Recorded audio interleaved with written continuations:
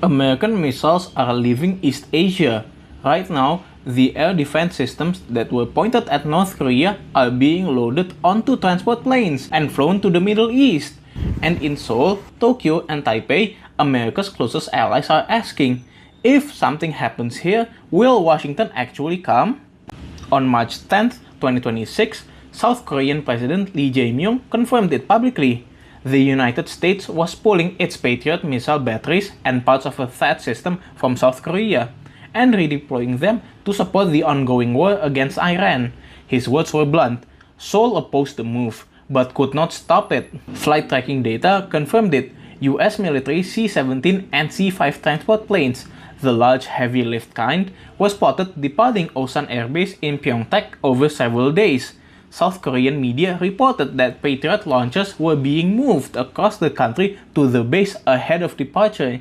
The Trump administration came to power, promising that China was priority number one.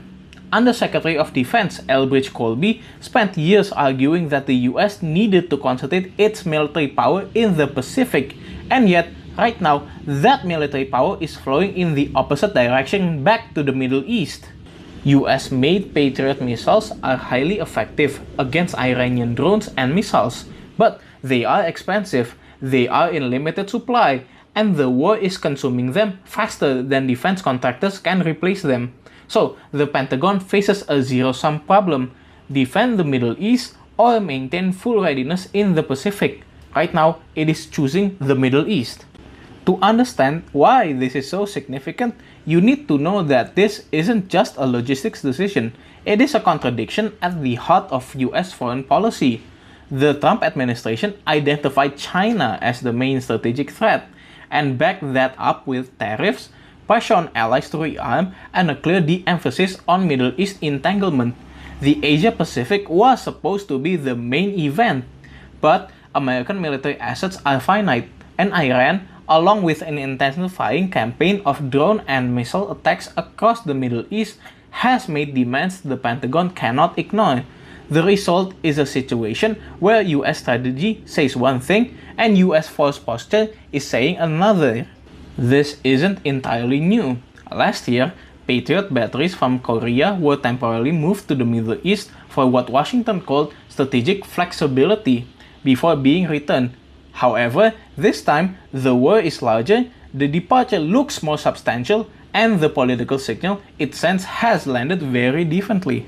To understand why this is so critical, there are three things you need to understand. The first is that North Korea seized the window.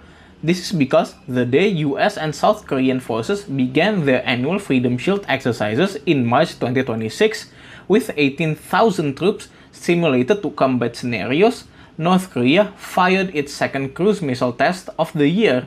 Kim Jong-un watched with his daughter. His sister, Kim Yo-jong, issued a statement warning of, in her words, unimaginably terrible consequences. Here is the detail that matters. This year's Freedom Shield was significantly scaled back. Field training exercises dropped from 51 last year to just 22 this year. The Defense Ministry said this was planned, but the optics, a trimmed drill, departing missile systems, and a North Korean test time to coincide, create an image of a weakened deterrence posture on the Korean peninsula at exactly the wrong moment. The second issue is that Taiwan is watching very closely. This is because of a statement made by Taiwan's Defense Minister Wellington Koo, who was asked directly whether the US had approached Taipei about weapons transfers. His answer, not yet. But he added a telling caveat: if they did, it would be America's responsibility to transport them. The implication was clear, that Taiwan is not ruling it out and it is watching South Korea's situation very carefully. Taiwan's concern is straightforward. China raised its defense budget by nearly 7% in 2026, bringing annual spending to around $282 billion US. That spending is being channeled into joint combat systems, advanced weapons, and the logistics that would be required for large-scale maritime operations. Beijing has not been subtle about where its military attention is focused.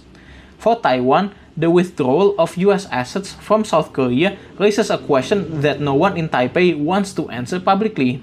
If a crisis erupts in the Taiwan Strait while American air defense systems are tied down in the Middle East, how fast does US firepower actually arrive? And is fast enough fast enough? The third and most critical issue is that East Asia is rearming, but on its own terms. And this is where the long-term consequences of all this becomes clear, because what America's stretched posture has done more than anything is accelerate a rearmament wave across East Asia that will reshape the region for decades. Japan is the most dramatic example. Prime Minister Sanae Takaichi, who won a landslide election in February 2026, securing a supermajority in the lower house, has approved a record defense budget of over 9 trillion yen, around 58 billion US dollars.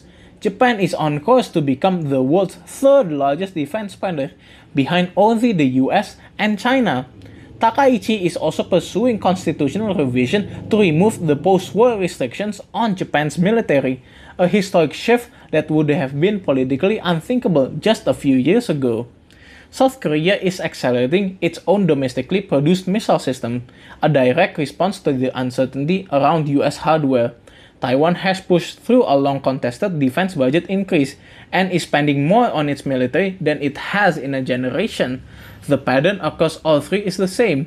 America's allies are hedging. They are not abandoning Washington, but they are no longer fully trusting it either. Here is what this moment actually tells us.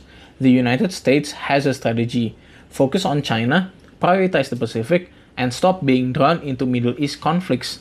The strategy made sense on paper, but strategy doesn't survive contact with reality unchanged.